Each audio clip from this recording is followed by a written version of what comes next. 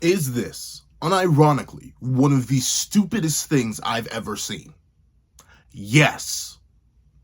Does it matter? No! What's up, guys? All Pencil here, and here we are to do a review of chapter 396 of My Hero Academia, which is known as... Actually, I don't see it on the first page. I literally do not see it anywhere on the first page. But regardless, let's not waste any more time.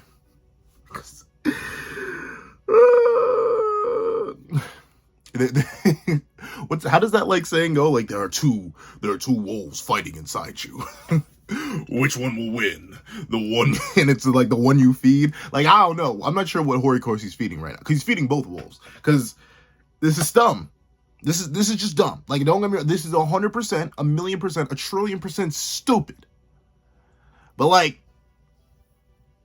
I like All Might, so I'm willing to put the stupidity aside. But am I? You know what? Let's not waste any more time. Let's find out. Editing me. Ready? 3, 2, 1, go. Greetings, ladies and gentlemen. As you know, fun fact, I have it on me, and I keep it on me at all times.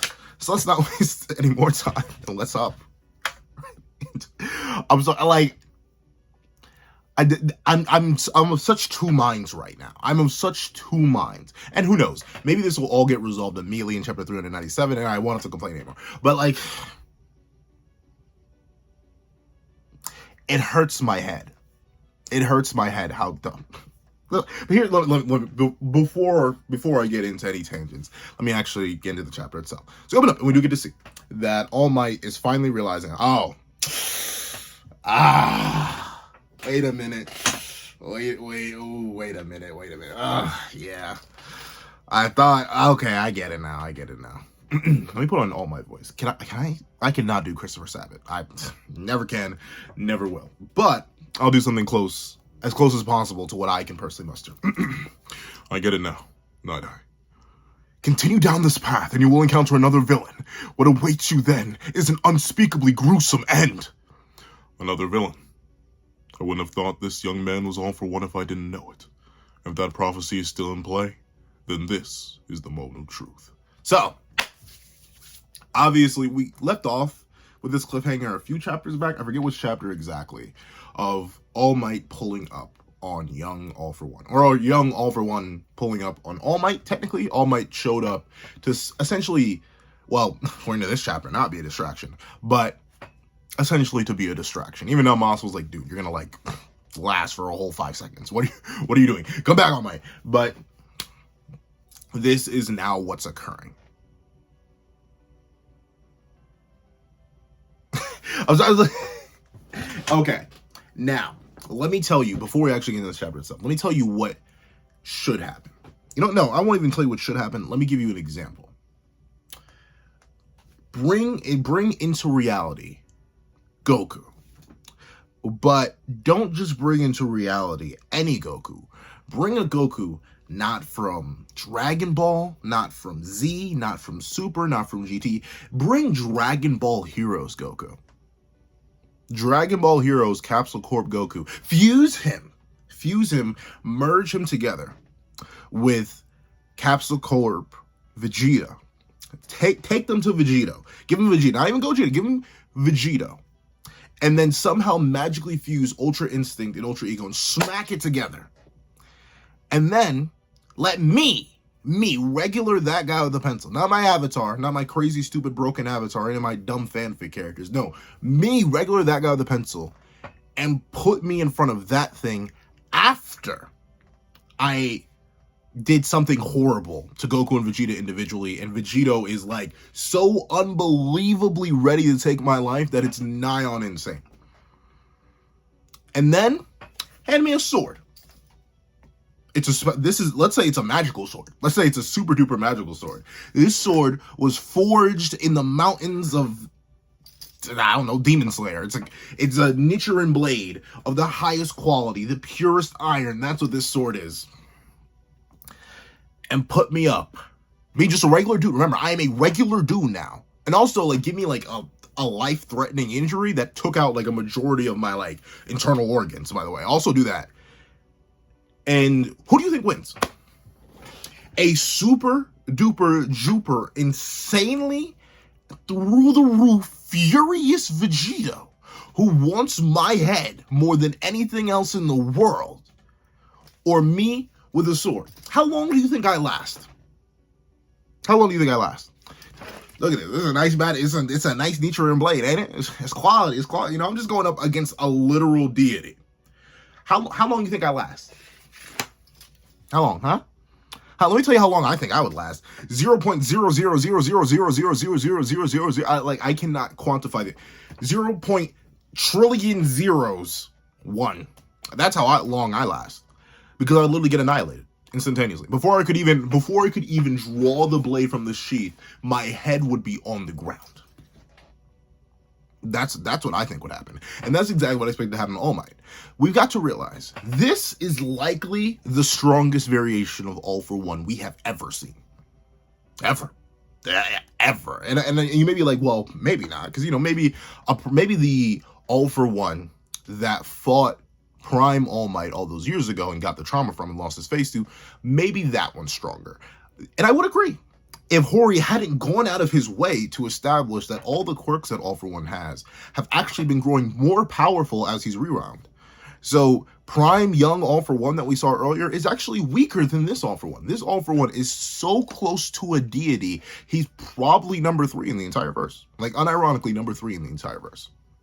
The only people who should be stronger than this All for One are Perfected Shigaraki and 120% Midoriya. Likely in that order. I still think Shigaraki should be number 1, but Midoriya's going to pull something out.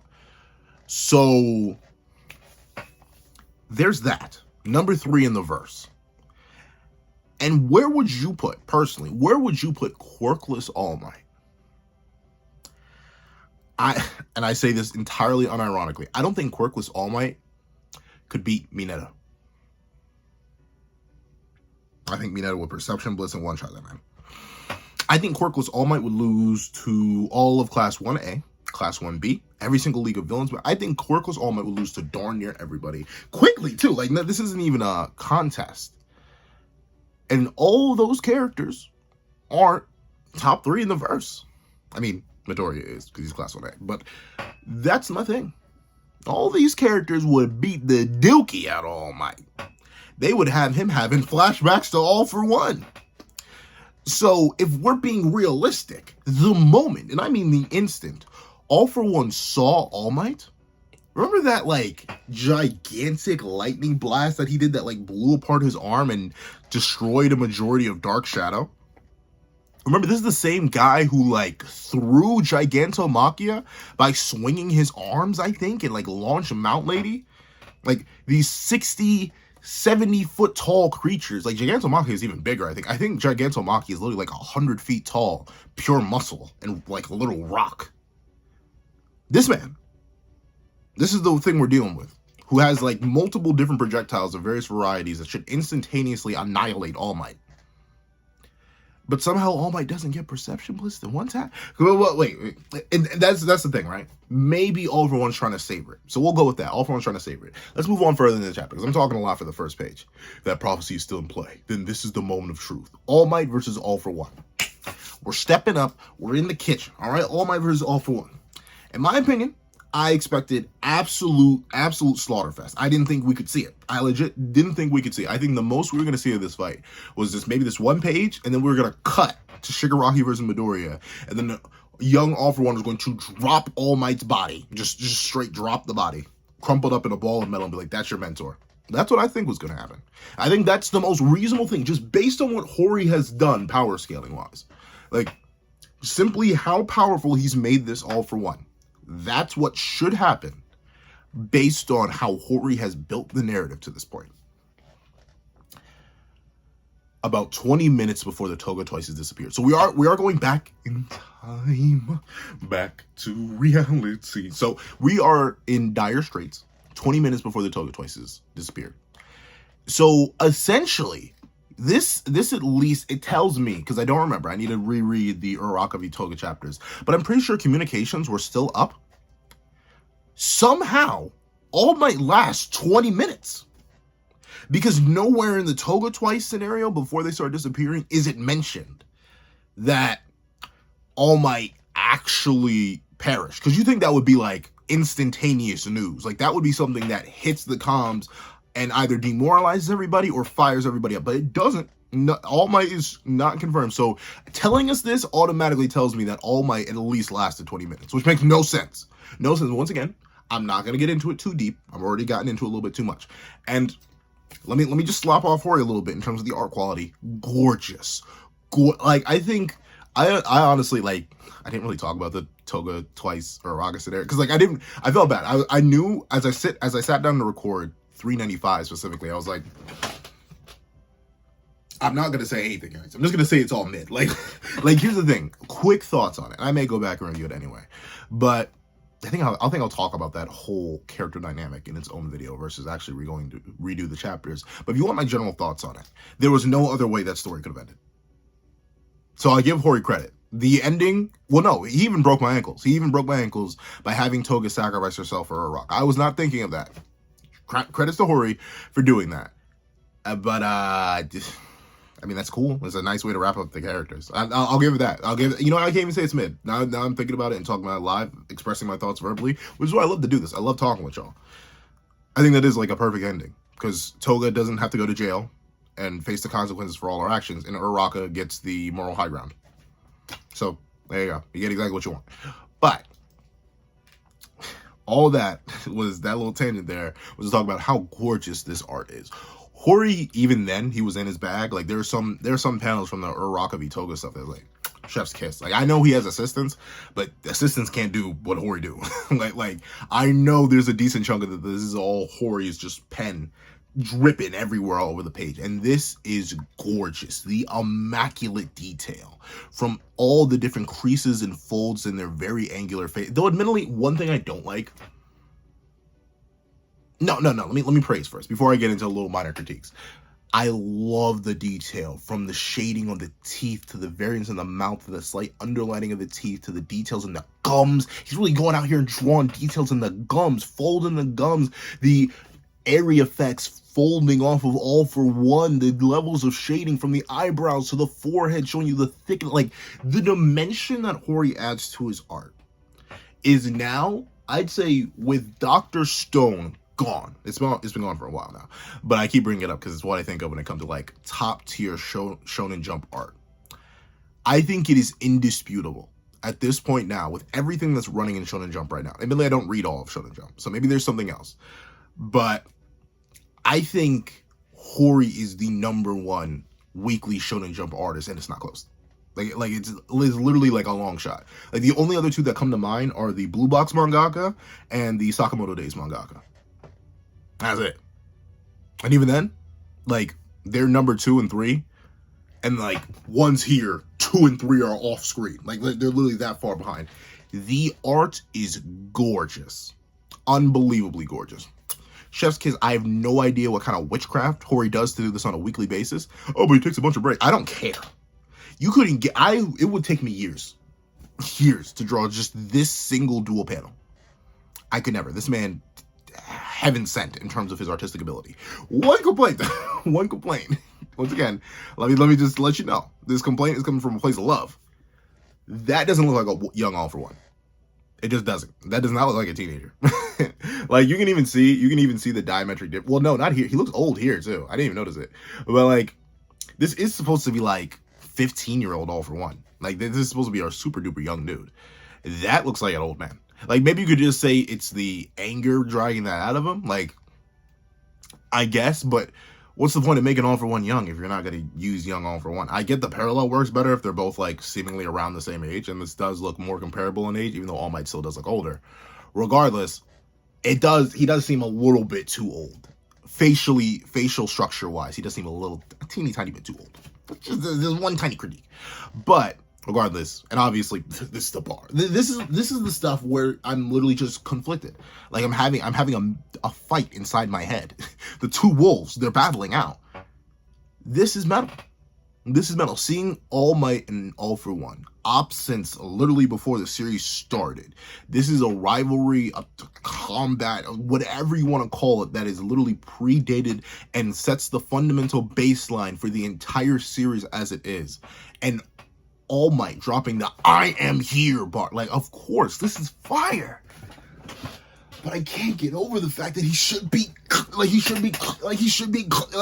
annihilated. Like, this shouldn't be a competition, bro. The fact that he gets to do all this, like, look at this.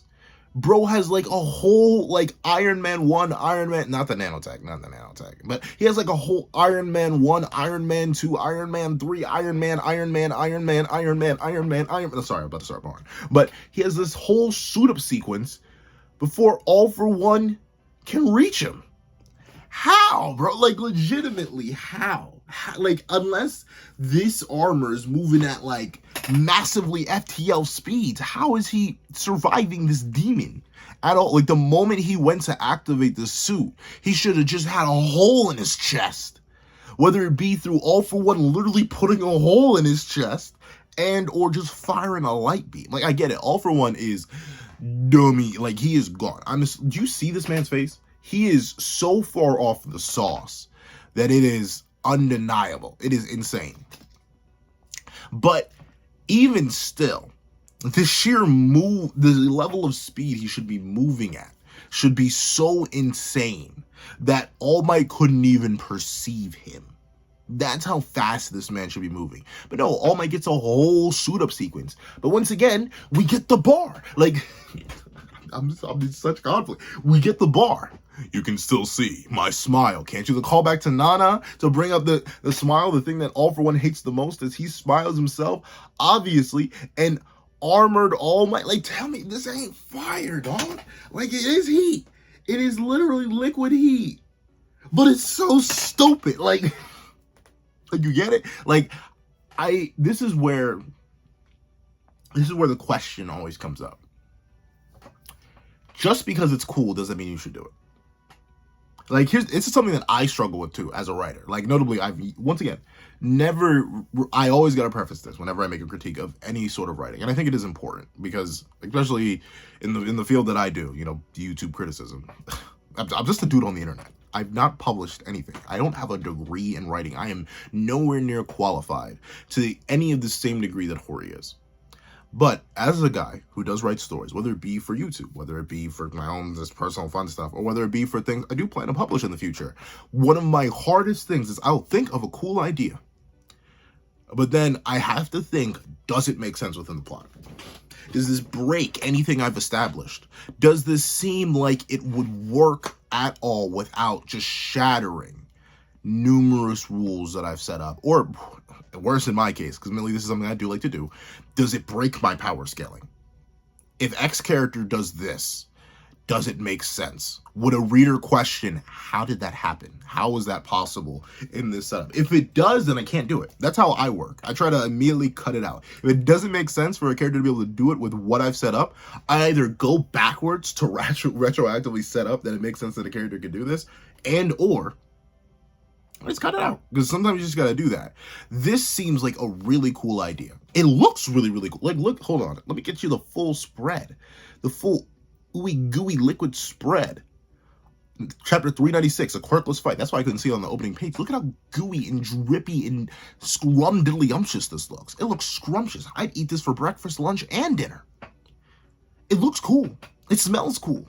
It looks like it prints money, and it probably will. I can't imagine all the action figures that are going to be made of this once this finally gets animated. But regardless of that, how? How is he still alive? And okay, let's give it this. Let me once again, let me lay this all to the side. Yes, this makes sense. We'll just say yes, it does make sense. All Might is him, and this suit is him. So it assembles at massively FTL speeds. All Might is once again a quirkless dude fighting a quirk-fueled deity. I want you to remember this. And this suit is made for him. But I'm gonna need you to pay attention to all this. All this is okay. Hercules, start recording. I am already doing so. I'll show you how this turns out. Tsukachi-kun. Now Masa. So essentially, All Might is offering Naomasa to watch the battle between him and All For One. And we see that his coworkers ask, powered armor? the card is a support item, which doesn't make sense. That was foreshadowed way back when in the Vigilante arc, so I do like that. That's a nice follow-up on foreshadowing. But we see that La Brava naturally asks, so this is All Might versus All for One? And she instantly starts streaming, which me too. Me personally, if I'm safe and locked away, yes, I'm streaming this. Obviously, you know how many views this is going to get? You know how big the channel's going to launch? Bro, oh my word. But regardless, we do get to see. And, I mean, that's a nice reference to Manga. Once again, I do like how certain series can reference. That doesn't make sense. So, I'm going to say this now. Mineta solos Bleach because Bankai is referenced in My Hero Academia, so Bleach is fiction within My Hero Academia. So Mineta looks down on Bleach as fiction. Thusly, Mineta souls the verse. Can't wait to do the proper versus battle of Mineta versus Bleach and Why He Souls. But with that being the case, we see that they tell her to not post on the internet and stop screaming like she's yelling her Bankai out. And we see that now Masa starts to think back to what happened earlier when he asks, "Hold on, where are you going?" "I'm going to support them." "How can you support them with that body?" And now Masa naturally thinks, obviously, because this should be, for all intents and purposes, now Masa is right. This should be just an instant, like, should just be done. Did you decide to lay down your life? And he brings up the very obvious point. No matter what support items you have, without a quirk, you're no match for that demon. You could even have a quirk. We had some of the strongest quirks, and even some of the strongest quirk combinations in the entire series, roll up and try to fight All for One, and they all got dropped. Dark Shadow, at like the most prime Dark Shadow we've ever seen. Like, it was Giga Dark Shadow. Not only was it a dark sky, but Kami made the sky extra dark. And you know Tokoyami was on a different kind of time. And that is the biggest and strongest Dark Shadow we've ever seen. We had a mind-controlled, and then not even a mind-controlled, a just hate-fueled Gigantomachia. Another one of the, like, arguably a top 5 character in the entire verse, if you don't include multiple character variations. Gigantomachia is a top 5 character, indisputably. And we had Mountain Lady, who admittedly isn't all that impressive in terms of just raw stats, but still a gigantic individual. All of them got fodderized by this All for One. Fodderized. They all had quirks. Even All Might should be fodder. And I mean, like, All Might from the one we see in the series should be fodder to this All for One. But we see that now Monster's like, hey, Bravo, cut it. Cut the feed. When you're about to show everyone is the gruesome end of a retired hero. Just to buy a few minutes, no, seconds, before All for One reaches Izuku Midoriya. And once again, All for One, you bona fide, certified idiot. You're dying! Okay. I've made this critique so many times that it feels like I'm repeating myself, and I haven't even, like, I've been so on and off with My Hero Academia, I'll admit, in terms of reviewing it, because I literally have been on and off, and, like, do I even care about reading it this week? But the fact that this man is literally, like, wasting away is an understatement. He's literally being wiped out of existence. I get it. This is his top op. But, like, even if you want to savor it, grab him by the head and drag him to Midoriya. You need the body, bro.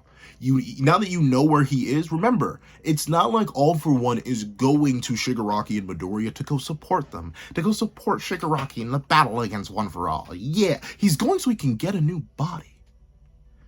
You know where All Might is. Come back to him. Do something, and I get it, you know, the rage is fueling you, but I don't know. Whenever I am, like, furious, which admittedly hasn't happened, like, a decade and a half at this point, I don't know. My life is luckily enough peaceful enough that the last time I was genuinely furious is when I lost Mario Kart for the DS. Because I was so mad at myself. I was, like, through the moon. I was so mad because I love that game. I still have no idea where it is to this day. I never found it. One of these days they'll turn up. I hold out hope literally 15 years later. Is it? Yeah, I think it hasn't been. I think it's like 12 or 13 years. But still, I hold out hope. But even then, That fury does not make me sit and think. I was tearing my house upside down looking for that game. I was wilding out then. So the fact that All For One is standing here floating in midair, not only while he's dying, but also while he's pretty much bloodlusted? Like, why? Why is bro doing? He even says it in his head. All Might, the greatest hindrance in my life, but also the best toy to play with. He's just trying to stall me. Such a pathetic plan. It's so obvious, but...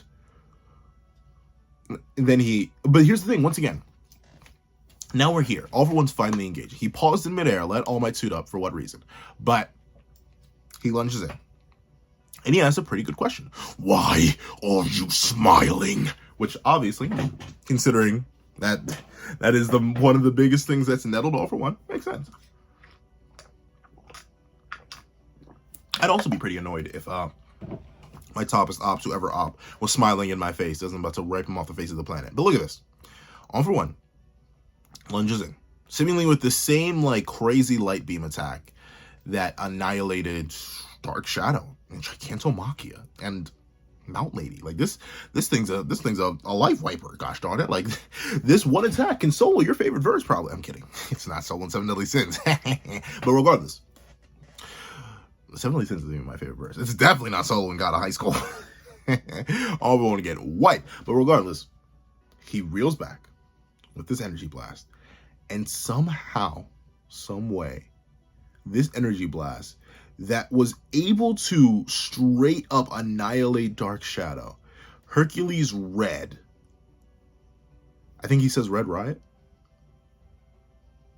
Oh no, he doesn't say Red Riot. I thought this was a reference to Red Riot Unbreakable. That's what I thought it was, but it looks like it isn't. It looks like it's just Hercules Red.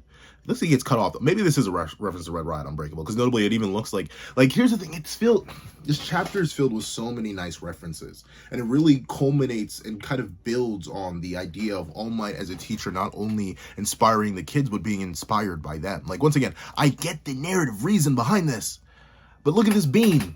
This beam that's literally tearing the sky apart, tearing through multiple buildings, annihilating everything around it. You're telling me somehow this regular shield made of metal, degular metal, is able to tank it somehow at all? Oh, it should be dead. But we see, torn through, annihilated, All Might tanked it. Well, maybe not tanked it. He probably avoided it within the shield, and the shield does get destroyed. But, okay, we'll give this. Somehow, All Might was able to dodge that. Magically, sure. Somehow, All For One was unable to throw his hand forward quickly enough to hit All Might, and the car was able to move faster than this literal deity. But we'll give it that, right? He lunges in. All Might, who once again is in regular, degular metal armor. Not regular, degular. Obviously, this is a super crazy support item. But he's in armor. He's a dude. A regular dude. He's in armor. He lunges in. And the people watching the stream are like, Nani, Daisuke, he survived that. They just like me. For real, because I'm also wondering how he survived that. But we see that automatically the Hercules armor integrity has been depleted by 66%. You will not survive another hit. So,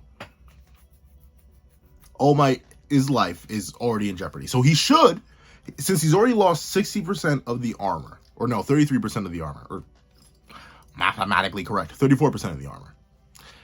Anything he does now should essentially be a futile resistance, right? Like, it should just be over, right? In terms of whatever happens next.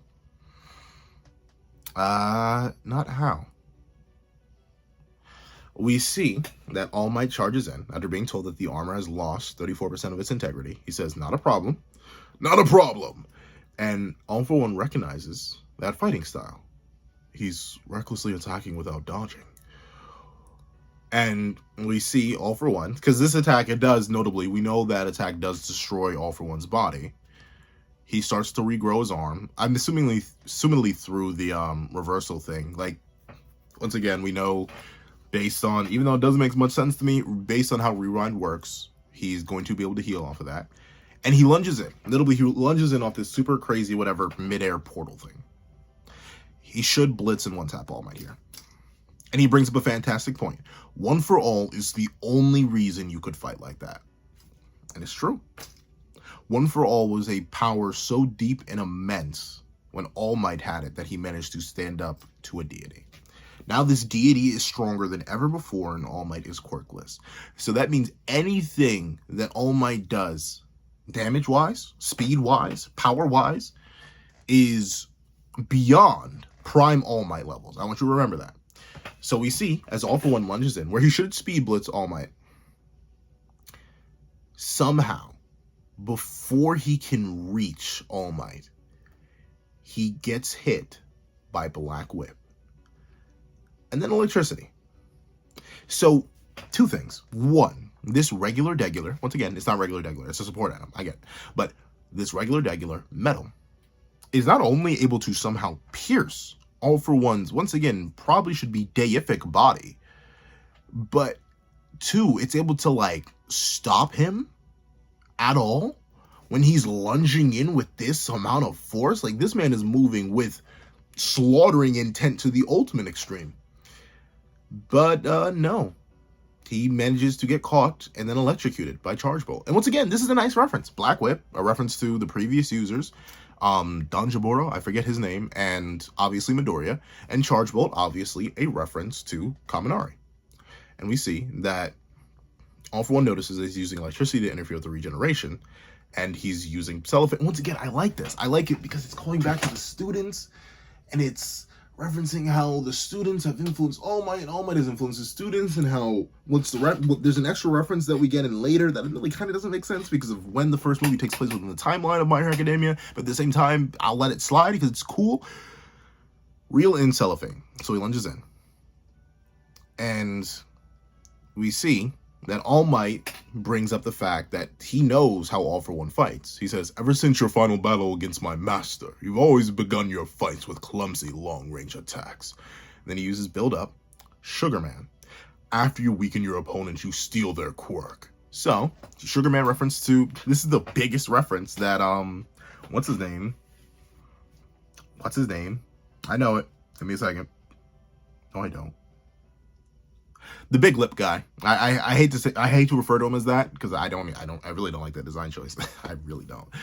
That is a super aggressive design choice. Sorry, but him. That's a nice reference to him, Sugar Man. "But that strategy only works against someone who has a quirk." Yeah, okay, whatever. So somehow All Might's going to do damage with some rocket boosters against this deity. And La Brava goes on to mock now Masa by saying, "Officer, what'd you say I'd be showing everyone?" And we see that now Masa is blown away. What am I seeing?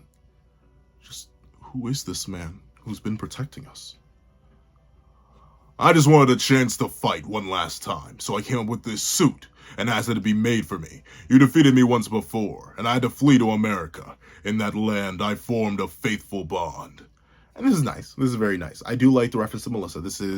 But I don't think this is her first appearance in the manga. I'm thinking of an earlier reference when we got to see that shot of all the people watching from around the world. But I'm pretty sure there's even a reference to her in the manga even earlier than that. I think it has something to do with one of Midoriya's support items. I think it is. I think it has to do with that. But this is nice. A very specific callback to the first movie. A lot of people argue that the My Hero Academia movies aren't canon, and admittedly, I do understand a lot of the gripes of them. I didn't see the most recent one. I know there's a fourth one confirmed. Sweet Mother of Mercy, Studio Bones, you need rest. But, just like Hori. Both Hori and Studio Bones need rest. But, I mean, it's neat. We see, he says, "I'll use the gifts bestowed upon me to smash you once and for all." Pause, All Might, pause. "I'll use this very hand to shape my own fate. Now, Masaku, we've known each other for years, haven't we? You're my best friend." And he uses shoot-style smash.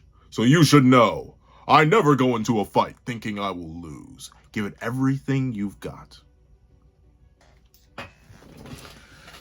So, here.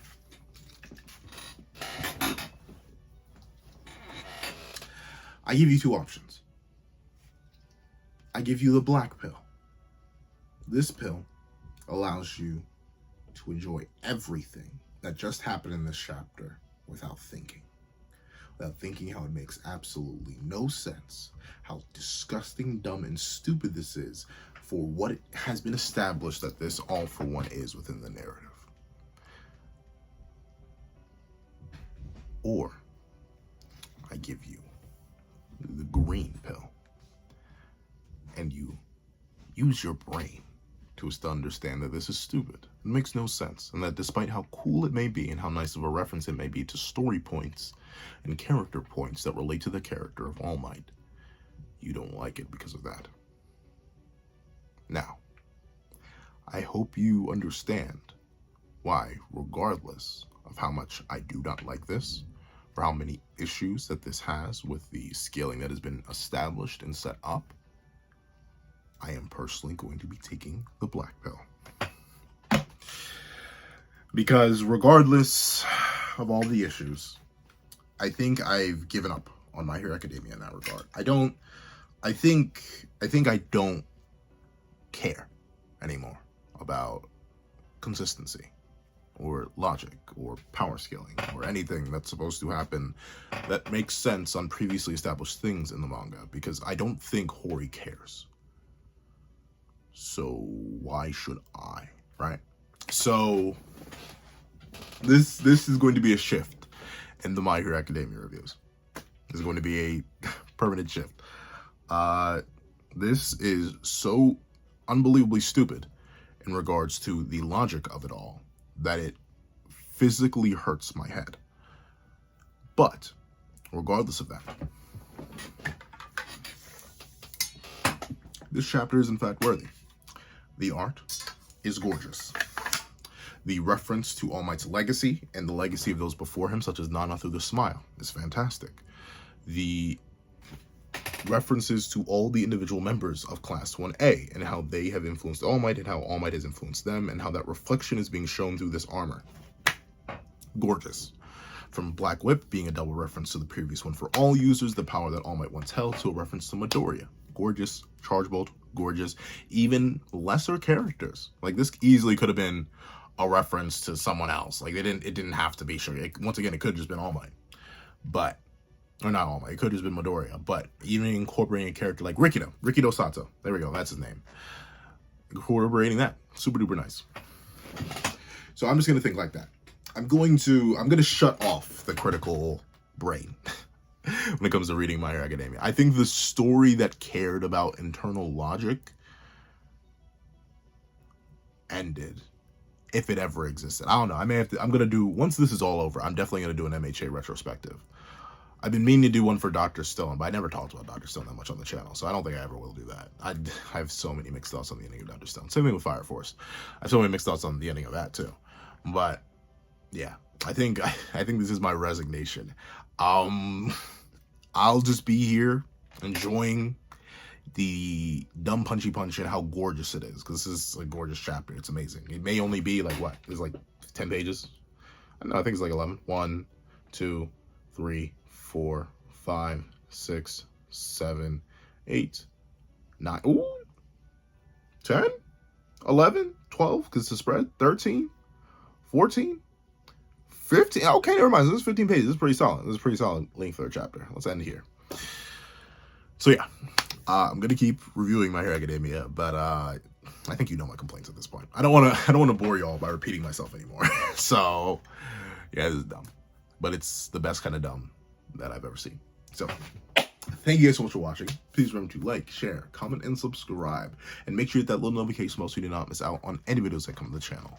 Also, I do have a Patreon down below where you can support me for as low as $1 a month to get things like exclusive videos, early content, and more. You can also then become a member of the channel for as low as $3 a month to get the same perks and more. Now, thank you guys so much for watching once again, and I hope you guys have a wonderful day. This is, in fact, that guy with a pencil writing off. I'd like to give a very big thank you to our $3 members, Recliner Plays and Red Bull 4765. I'd like to give another very big thank you to our $5 patrons, Alex Ice Rose, Art Goon, DemXLND, Midnight Gemlord, Red Bull 4765, and Sean. I'd like to give another very big thank you to our $10 patrons, Demokami, Joaquin, and Ravi Uchiha. I'd like to give another gargantuan thank you to our $25 member, Alex Ice Rose.